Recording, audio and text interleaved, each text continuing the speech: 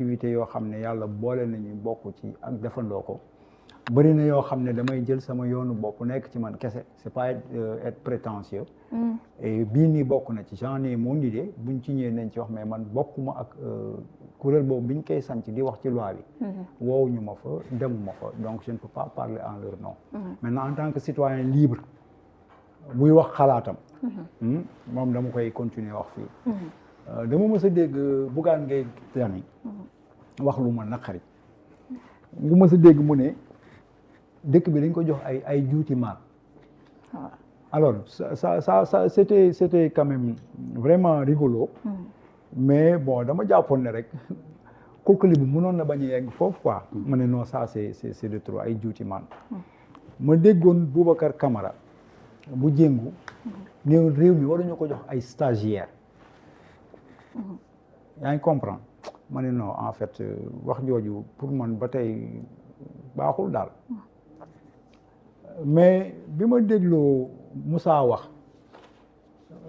xalaatam moom dem naa ba naan réew kenn du ko jox kuy wax sa xalaat parce que il a sorti un très bon terme nee na man damay wax sama xalaat man waxuma sama xalaat man dama laajte j'ai posé des questions auxquelles on peine à répondre waxaguma sama xalaat mën naa ñëw ci wax sama xalaat mais moom daf ma inspiré beneen terme bu ëpp solo il a parlé de divagation tambal mbaalu te ban dama jàpp ne réew mi ñuy divaguer lañ ko doon jox parce qu'on parle de sérieux le terme a son importance quand on est là on parle du Sénégal et pour tous nos parcours même s'il n'est pas reluisant on a toujours été sérieux pour ne jamais mentir aux Sénégalais pour ne jamais les manipuler jox leen cër ji war ñëw ma fi ay ñàkk sérieux dañuy waxtaan pour Sénégal yi jàngat ci j'ai posé des questions sànq laaj naa dan mu ne bu mu koy interpeller ci temps de parole am man may naa Moussa mu jëlee sama temps de parole mu tontu ma ci si lu ma koy laaj mu delluwaat ma ban rapport Cour des comptes mu épinglé Petro-Tim ak ban relation ban lien la am ak 4 500 milliards yi parce que man 4 500 milliards laa wax de ak kañ la Cour des comptes wax ne de 2019 bi à kii ñii dañoo sàcc 4 500 yi milliards yi kañ la ko Cour des comptes mës a évoqué benn question la mën na jël temps am de kañ la ko Cour des comptes mës a évoqué ne dañu falsifier c'est le terme utilisé par le Premier ministre dañuy falsifier ay données financières ay informations financières mësuma dégg Cour des comptes wax ko ban rapport Cour des comptes moo épinglé Petro-Tim yaa may comprendre lan moo tax Mansour Faye ñuy waxu rapport Covid moom la ñu doon épinglé Mansour Faye nekk di tambal mbaalu ci réew mi ba léegi kenn mënu koo woo bu ci tontoo ma jëlaat sama temps de parole wax leen lan mooy lu sérieux lan mooy ñàkk sérieux lan mooy wax sa xalaat ba ñu jox la réew d'accord moom loolu laa ko laaj na ma tontu ci loolu dina la ci tontu dina ma ci tontu dina parce que dama bëggoon bu ci tontoo ma demande parce que man gisuma rapport Cour des comptes bu wax Petro-Tim xam nga lu ma gis rapport IGE laa gis Bassirou noté na ko loolu dina rapport IGE te quelle est la relation non s'il vous plaît moo ne mën nañ ko interrompre moom moo ko wax sànq non bu la neexee ça me dérange pas dañuy wax moo tax dama la bëgg a tontu rek ay ci tontu ko kon ñu dem waaw bi may wax sànq xam nga ñoom dañuy jël ay détails di ko bi may wax sànq dama ne y a des rapports rapport Cour des comptes ak rapport IGE. non tudd IGE. non tudd naa ko man xam naa ne waaw d'accord. Cour des comptes précisément nga wax. mun naa tontu moo tax ma retenir ko waaw y a des rapports man sànq bi may wax li ma wax leer na. dama ne y a des rapports rapport Cour des comptes rapport IGE yu épinglé dama ne soo jëlee 2012. di remonter ñeneen je l'avais dit. non IGE moom ñu koy doog soo jëlee 2012 di remonter IGE moom ñu koy doog jël 2024 di wàcc li ma wax kañ leer na. j'ai parlé du rapport même que le ministre de l'époque Aly Ngouille Ndiaye avait fait pour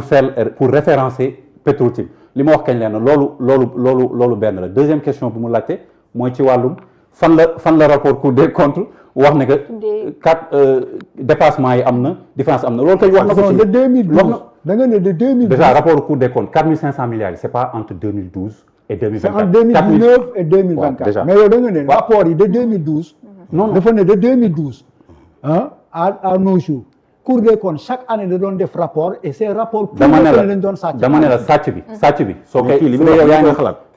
dama ne sàcc bi. Moi, je pense que li muy wax. Non, waaw d'accord soo neexee. tu te rappelles même pas de. waaw dama ne sàcc bi. soo jëlee maanaam ba mu dooree. sàcc bi su dee yow Sénégal daf la jaaxal ay sàcc am fi sàcc bi 2012 li ma wax kenn dafa leer man mun naa si ñëwaat 2012 ba léegi ay rapport ñu ngi jàpp épinglé ay nit yu sàcc li ma wax leer na nañ. loolu c'est clair. waa léegi mun naa ñu terminer rek si question man dama koy delloo parole. Petro-Tim. waaw léegi dama bëgg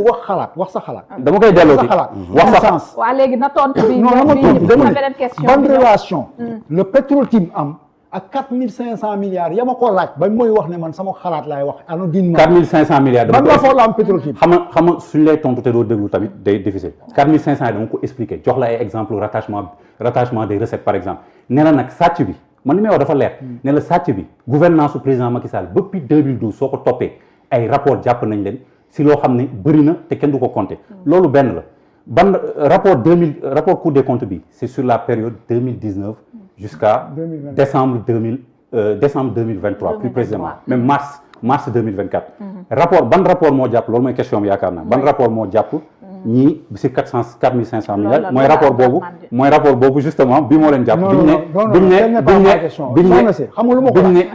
ne signé ñu ko moo leen jàpp léegi xaaral bu gaaw ma insisté si loolu xamul tax ma insisté loolu te dama bëgg sax ñu dépassé ko xamul tax ma insisté loolu parce que dafa expliquer comme quoi que depuis lors la Cour des comptes fait des rapports qui épinglent buy épinglé parce que j'ai demandé parce que man nañ dellu ci li ma laaj li indi wax ji man aw ma problème dama laaj te li ma laaj c'est légitime waxuma sama xalaat xam nga lan mooy wax sa xalaat mooy toog par exemple convaincre nit ñi d'un principe gëmuloo ñu ko weddi sa bopp parce que wax sa xalaat à la limite sax moo gën wax lu dul dëgg xam nga luy Sénégal bu sérieux un candidat qui devient président et qui respecte ses engagements loolu sérieux kuy tiim Sénégal yi di leen wax dëgg loolu mooy sérieux kenn ci ñoom gënuma sérieux Bassirou Diomaye gënuma sérieux Ousmane Sonko gënuma sérieux ba ma toog fi ñu naan ma soyez sérieux bàyyi leen wax seen xalaat ñoom ñoo wax seen xalaat ca nañuy yoree réew nañ ko foogee woon ñu ñëw fekk fi leneen man damay laaj te li ma laaj c'est légitime parce que mën na jëriñ yeneen Sénégalais ñaata Sénégalais ñoo jàngul ñaata Sénégalais ñoo mënul lire la communication du gouvernement technique articulée sur ce rapport am nañu ko échappé moom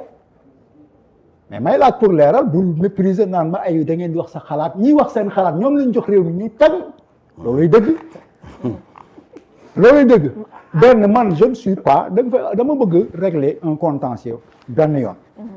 man 2099 ba tey maa ngi ci réew mi yàlla may ma bokk ci yii nii kenn tënku ma ay da ngeen bañ du waxu nit ku baax ay bañ ñu réussir kii Ousmane Sonko bañ ko njëkkee limogé kii Seydi laa woo nu mu tudd kii Seydi ki yor Amnesty moom moo ma abal siège fële nu mu tudd Amnesty Seydi Gassama waaw ñun ñoo ko conférence de presse te du woon sa personne de boobu ñi ngi limogé en même temps la dame de l'OFNAC c'est pas la personne d'Ousmane qui nous intéressait. Il y avait des directives de la CEDEAO qui encourageaient les États membres à ce que ñuy dénoncer des actes de malgouvernance par les fonctionnaires de l'État et ils l'avaient fait ci li ma jàppoon loolu lañ doon soutenir ak yeneen ça personne ne nous intéresse pas bàyyi leen waxu bañ bàyyi leen ñàkk argument ba nit saay waxee ngeen ne nit da ngeen bañ réussir pour lan ñuy bañ ngeen réussir parce que bu dee logique boobu xanaa da ngeen bañoon Macky Sall réussir ñi lay wax da nga bañ diw xanaa moom it dafa bañoon diw du logique gu bañ de logique gu am la liberté et le tant soit peu d'intelligence que j'ai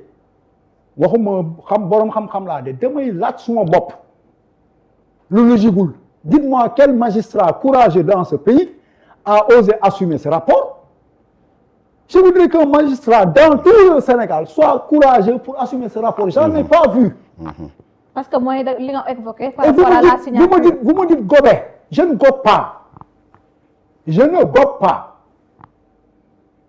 Aucun magistrat courageux dans ce pays n'a assumé ce rapport. C'est pas logique. J'ai vu d'autres magistrats en d'autres années assumer les rapports qu'ils faisaient devant l'opinion sénégalaise, devant la presse.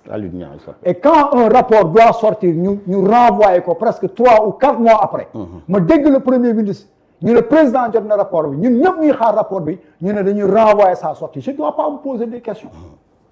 quand je vois aucun magistrat avoir le courage d'assumer ce rapport je ne dois pas me poser des questions vous me dites que mes doutes sont subjectifs très objectifs même parce que dama gis loo xamante ne dalul suma xel on ne peut pas me mettre en mal avec la Cour des comptes parce que aucun membre de la Cour des comptes n'a été courageux pour assumer ce rapport-là aucune signature aucune participation de président de chambre c'est ça le sérieux le manque de sérieux vrai pour ce Sénégal après tous ces épisodes qui ont balafré son visage ñu dund ko ngeen indi ñu état boo xamante ne day présenter un rapport financier bu amul signature kenn ci juge yi ñemewu ko assumer loolu ñàkk sérieux loolu mooy ñàkk rek Sénégalais loolu mooy wax sa xalaat te li ñuy waroon yore li ñuy wax la gouvernance Bassirou Diomaye toog tey yow yaa ngi nii tu es un directeur général d'une structure de l'État xaw ma ndax da nga yor base politique xaw ma ndax da ngay politique dégg naa ne Pastef nga bokk ñàkk sérieux weesuwul nga toog jàkkaarloo man convaincre ma ne ma Macky Sall li muy def baaxul dañuy jël ay administrateurs de l'État yóbbu leen ñuy politique et ce faisant on leur donne certainement les fonds politiques dañu gën a mën xam luy fonds politique ak ay fonds secrets dañ ne dafa xaraam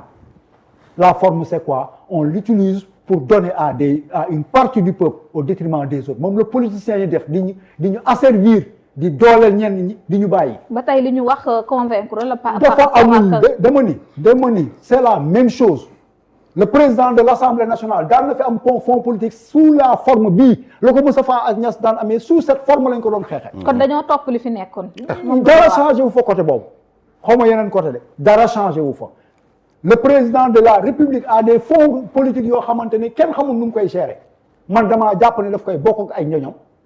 ni ko Macky Sall daan defee loolu laa gëm parce que gisuma contraire bi yaa ngi may dégg amul benn différence dans le fond ay formes yooyu amul. d'accord yaa ngi may dégg. d'accord non pareeguma dañ jël seen temps ma déglu leen religieusement. dama am question bu ma la posé. te boobu damaa bëgg nga ñëw dama bëggoon continuer rek nga xam. waaw bu ñu wax sérieux. waaw ak ñàkk sérieux il faut ñu def différence bi. d'accord léegi nous dama on a notre crédibilité. yaa ngi may dégg. on a notre dignité. bu ñu bàyyi suñuy njaboot ñëw fii c'est pour du sérieux. man dama toogoon di waxtaan di laaj pour ñi ñuy seetaan. am na lu ñu bëggoon laaj ma laajal leen ko mais ay sérieux woo leen nag ay boo ku jàng ak non ku sérieux dëgg ku jàng ku gis réew mi ni muy doxee mais tu vas te poser des questions. waaw moo tax ma bëgg la laaj démb li xew ci assemblée nationale jàngat ban nga ci def parce que dafa bokk ci li ñu dige woon tey leeral li fi jotoon a xew ay doomi réew mi ginnaaw bi ñu faatoo ci événement yi fi amoon ci mars bi. xam nga loi bi ñu ginnaaw Macky Sall démb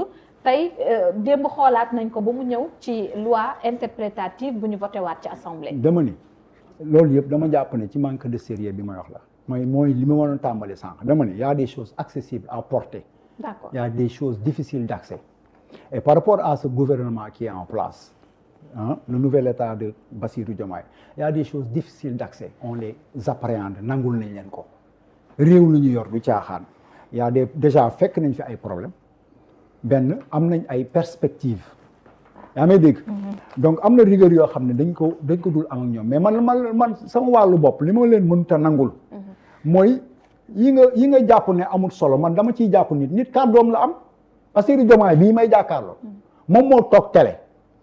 mu ne sëñ Abdou Lahad nee na nit ci kàddoom lañ koy jàppee bu méngoog ay jëfam. waaw mu ne gor bu dee kàddoom méngoo ak ay jëfam ñu jàpp ne gor la bu dee kàddoom méngool ak jëfam ñu jàpp ne du gor moom moo ko wax.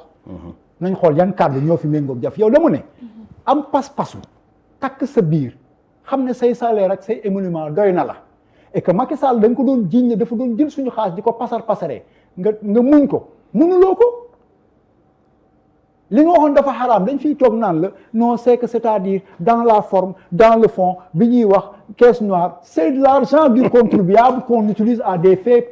fins politiciennes kiif buri ko y a aucune différence buñ la joxee direction générale Bassirou Diomaye wax Ousmane Sonko feelu ko képp ku yor base politique doo yor poste de direction générale avec précision mënu leen ko combien de vos militants et de vos collaborateurs da nga fàtte baal ma yeggale rek combien de vos da nga fàtte dama lay rek je perds sur la caisse noire dañoo waxoon ne ñoom dañoo wax non waxaat nañ ci de je perds le nañ au moins il y aura 3 personnes yoo xam ne dañ ko contrôler. combien de collaborateurs et de militants occupent des fonctions au niveau des directions générales may dellu di laajaan Bassirou Diomaye ndax kàddu gi méngoo na ak jëf bi ak nan lañ leen war a jàppee ñoom ñi jëloon engagement wu xam nga réew mi dafa ndërmeelu te xëy na ci loi bi lay jugee ci ndërmeeloom mu tàmbalee ci pouvoir bi fi nekkoon nekk dans la malgouvernance combattu par beaucoup de citoyens sénégalais méritants d'un pouvoir qui était là, qui était dans l'impunité et la protection de ses membres. On l'a toujours dénoncé, on l'a combattu. Ñu jàpp ne dañuy yor alal réew mi di ko passer les gens l'ont combattu ku nekk à ta manière mais bu kenn jàpp ne yaa ëpp mérite kenn ba foog ne yow yaa war a approprier wu n'est-ce pas la législation sociale ou bien sociétale de dire kii mooy wax wala kii du wax. kooku di Macky Sall yoroon réew mi ñu koy xeex balaa ñuy xam Ousmane Sonko ba muy am conflit ak Ousmane Sonko le problème yi commencé ba léegi moo indi loi bi te ñoom ñaar waxtaan nañ loo xamante ni comme que dañ ne le président de la République Bassirou Diomaye Faye ñoom dañ bëgg di wax dëgg la vérité on s'inscrit dans la dynamique de la vérité mais qu'ils nous disent par courage ce qu'ils se sont dit à trois Bassirou Diomaye Macky Sall et Ousmane Sonko en cachette et en aparté. parce que da nga jàpp ni dafa am. non c'est ça le courage c'est ça la transparence du li nekk sa loxo bi nga ñëpp ñu gis ko du loolu ngay woote bul ko tànnal fii di ko nëbbal fële wax ñu lan ngeen waxante bu dee c'est assez courageux détail par détail ni ngeen ñu doon détaillé le cas Mame Mbaye Niang ci Prodac yi ni ngeen ñu doon détaillé le cas Mamour Diallo mais détaillez-nous ce que vous vous êtes dit en cachette on veut savoir bu dee yéen vous êtes véridique. kon na nga jàpp ni dafa am lu ñu déggoo daal tënk ko. mais Madiambal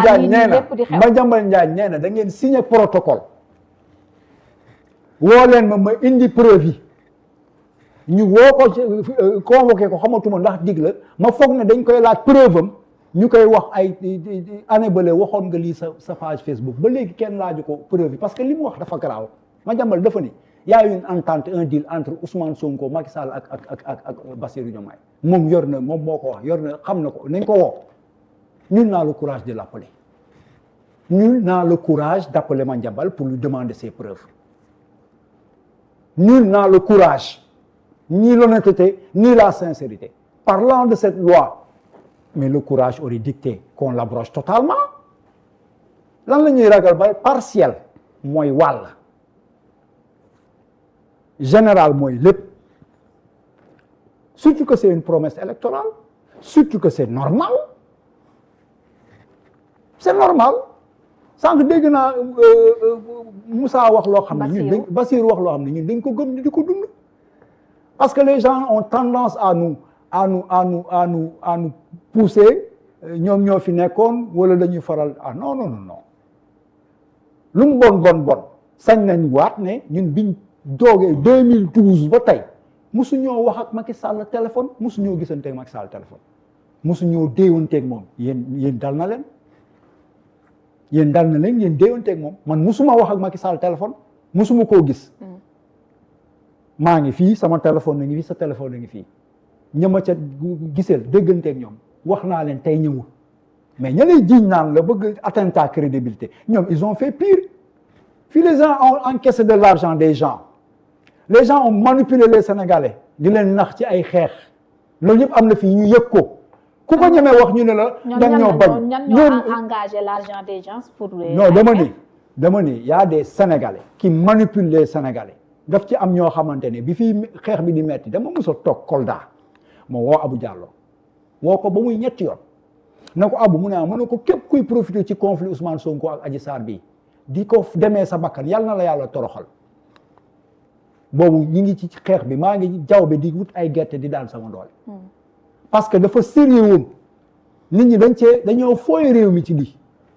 maintenant amuñu courage yu gérer ko moo tax ñu ne nañ ko partiel waruñu ko partiel xam nga lan moo neex. interprétation mooy leeral interprétation kan lu tax ñuy interpréter. parce que crime yi moom moo nekkoon problème. waaye mais dama ni ministre de la justice ne ca la bokk. dama ni on ne peut pas créer deux Sénégal lu leen le Sénégal est un indivisible. donc la loi crée deux Sénégal. non mais ça pourquoi des gens se retrouvent pour apprécier que ni ça mérite d'être considéré comme un crime ou pas déedéet parce que gënuñ ñu bëgg mu leer amul kenn ci ñun ñu doon xeex li fi amoon ku nangu ñu nit abuser de ton statut de tes fonctions pour di rey Sénégalais amul kenn ci ñun ku d'accord que ay nit di jël ay nervi ñuy dal ci ay Sénégalais ba rey leen